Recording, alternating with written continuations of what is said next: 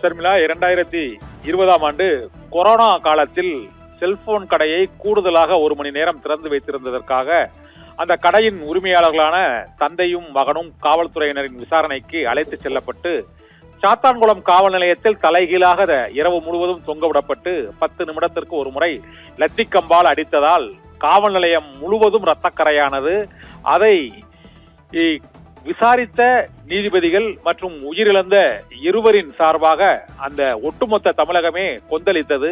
ஜெயராஜ் பென்னிக்ஸ் கொல்லப்பட்ட விவகாரத்தில் சிபிஐ விசாரணை நிறைவடைந்து 6 ஆண்டுகளுக்கு பிறகு இன்று எந்த நிமிடத்திலும் தீர்ப்பு அளிக்கப்படலாம் என எதிர்பார்க்கும் நிலையில் குற்றம் சாட்டப்பட்ட அந்த 9 பேரிடமும் இறுதி வேண்டுகோளை கேட்டுக்கொண்டிருக்கிறார் நீதிபதி முத்துக்குமரன், இன்ஸ்பெக்டர் ஸ்ரீதர், எஸ்ஐகள் ரகுகணேஷ், பாலகிருஷ்ணன் மற்றும் காவலர்கள் முருகன், சாமித்துறை, முத்துராஜ், செல்லத்துறை, வேலுமுத்து, தாமஸ் ஆண்டனி.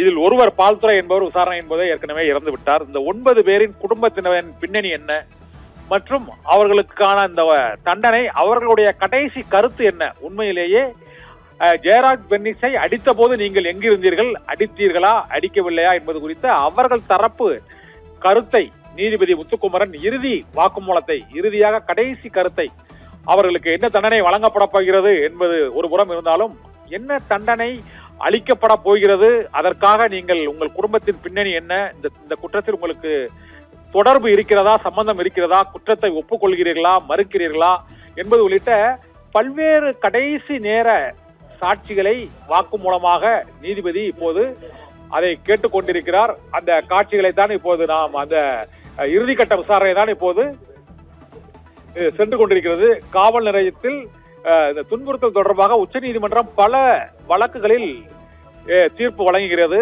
அதில் லாக்அப் டெத்திற்கு அதிகபட்ச தண்டனையாக தூக்கு தண்டனை வழங்கலாம் என்பது ஒரே ஒரு வழக்கில் தான் உச்சநீதிமன்றத்தில் தெரிவித்திருக்கிறது என்று.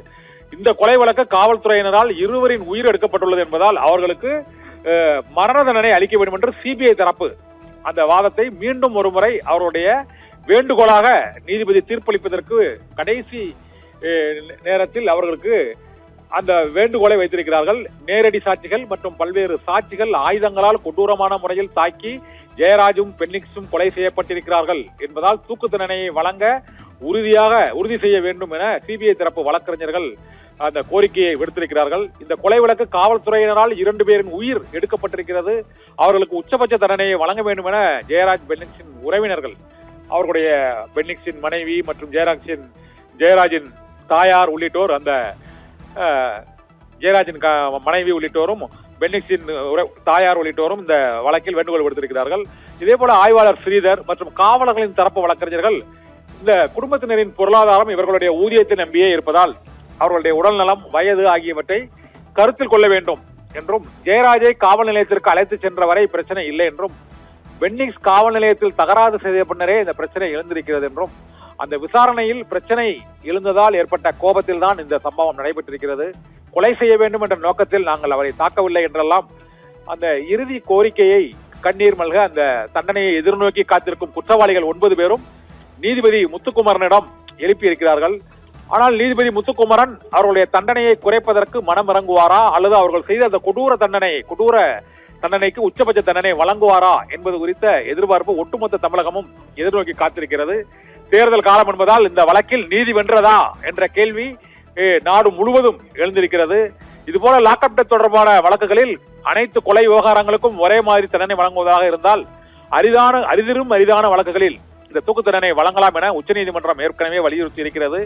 இந்தியாவில் தூக்கு தண்டனை நிறைவேற்றப்படவில்லை என்றாலும் வாழ்நாள் சிறை மற்றும் இரட்டை ஆயுள், 4 ஆயுள் என இந்த வாச்சாத்தி சம்பவம் உள்ளிட்ட பல்வேறு சம்பவங்களில் வழங்கப்பட்டிருக்கிறது. அதுபோன்று அவர்களுடைய வாழ்நாள் முழுவதும் அவர்களுக்கு சிறை தண்டனை விதிக்கும் வகையில் செய்ய வேண்டுமா என்பதும், குற்றவாளிகள் அனைவருமே காவல்துறையை சேர்ந்தவர்கள், ஒரு இன்ஸ்பெக்டர், 2 எஸ்ஐ உள்ளிட்டோர் இப்போது அந்த அது மட்டும் காவலர்கள் 6 பேர் என 9 பேருமே காவல்துறையை சேர்ந்தவர்கள் என்பதாலும் அவருடைய அரசு பணி, அதனுடைய ஊதியம் ஆகியவற்றை நம்பி அவர்களின் குடும்பம் இருப்பதாக கூறப்படும் நிலையில் தங்களுக்கான தண்டனையை கவனத்தில் கொள்ள வேண்டும். வயதான தாயார், பெற்றோர், மனைவி, குடும்பத்தினர் இருப்பதால் அவர்களுக்கு ஒரே வருமானம் இது என்பதால் நாங்கள் திட்டமிட்டு செய்யாத இந்த கொலை சம்பவத்திற்காக உச்சபட்ச தண்டனையை வழங்கக்கூடாது என்று அவர்கள் நீதிபதியிடம் கடைசி நேர வேண்டுகோளை விடுத்திருக்கிறார்கள். இருந்த போதிலும் சாத்தான்குளம் வழக்கில்